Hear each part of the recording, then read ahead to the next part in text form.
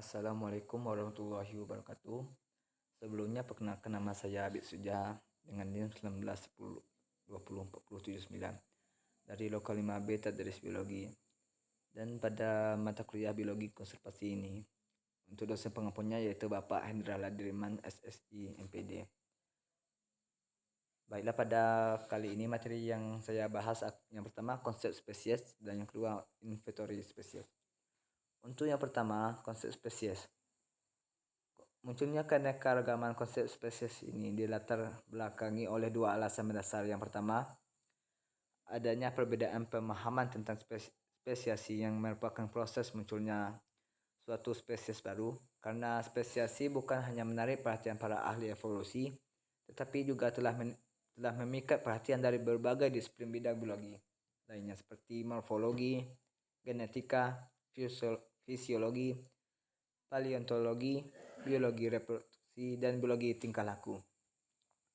Dan untuk alasan yang kedua adalah karena spesies merupakan hasil dari proses evolusi yang terus berjalan.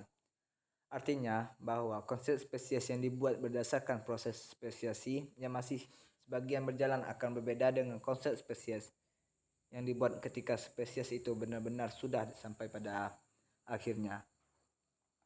Selain itu, bermacam konsep spesies muncul karena tujuan klasifikasi yang berbeda-beda. Seperti misalnya untuk tujuan identifikasi yang dilakukan oleh ahli taksonomi seringkali digunakan konsep spesies fenetik. Sedangkan untuk mengamati keragaman genetik yang diperlukan dalam bidang konservasi ini digunakan oleh konsep spesies biologi. Dan Ernst Mars pada tahun 1963 mendefinisikan konsep spesies biologi yang dapat diterima secara luas. Spesies menurut BSC adalah suatu populasi atau kelompok populasi alami yang secara aktual memiliki potensi dapat saling kawin dan menghasilkan keturunan yang dapat hidup fertil. Namun tidak dapat menghasilkan keturunan yang fertil jika kawin dengan spesies lain. Dengan kata lain, suatu spesies biologis adalah unit populasi terbesar di mana pertukaran genetik mungkin terjadi dan terisolasi secara genetik dan dari populasi kelompok lainnya. Konsep ini didasarkan pada dua pandangan biologis, yaitu reproduksi seksual meningkatkan keseragaman dalam gen pool melalui rekombinasi genetik dan jika dua kelompok populasi itu tidak dapat melakukan kawin silang, maka di sana tidak terjadi aliran gen. Di dalam lengkung gen, ketidakmampuan interbreeding atau perkawinan akan memunculkan spesies yang berasal dari penggabungan bersama pada beberapa waktu berikut, setelah kondisi telah mengalami perubahan. Jadi berdasarkan konsep ini, maka kriteria menentukan keberhasilan reproduksi seksual adalah kemampuan untuk menghasilkan keturunan yang fertil. Konsep spesies ini tidak berlaku untuk organisme aseksual dan hibridasi antara spesies.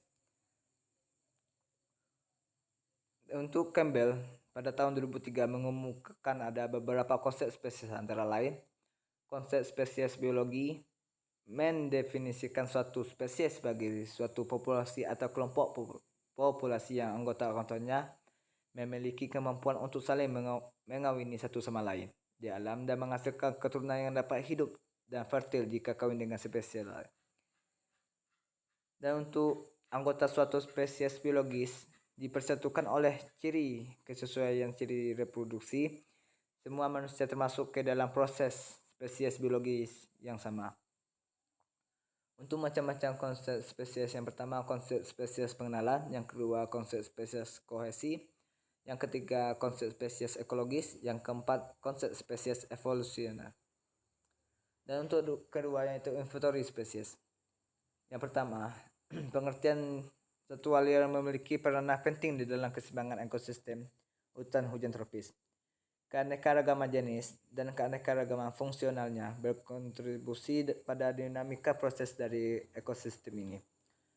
Untuk kemampuan untuk secara langsung memantau status dan perubahan dari populasi satwa liar dalam konteks spesial temporal adalah elemen kunci dari konservasi dan pengelolaan ekosistem hutan hujan tropis. Yang inventory spesies merupakan langkah penting pertama dalam penyelidikan data dasar untuk memahami struktur, kekayaan, kelimpahan, dan sebarannya di habitat alam. Untuk contohnya seperti misalnya beberapa kelompok mamalia dan burung terlibat langsung dalam proses regenerasi hutan melalui polinasi, pemancaran biji, dan siklus nutrisi. Namun demikian mereka terus terancam oleh perburuan dan kehilangan habitat.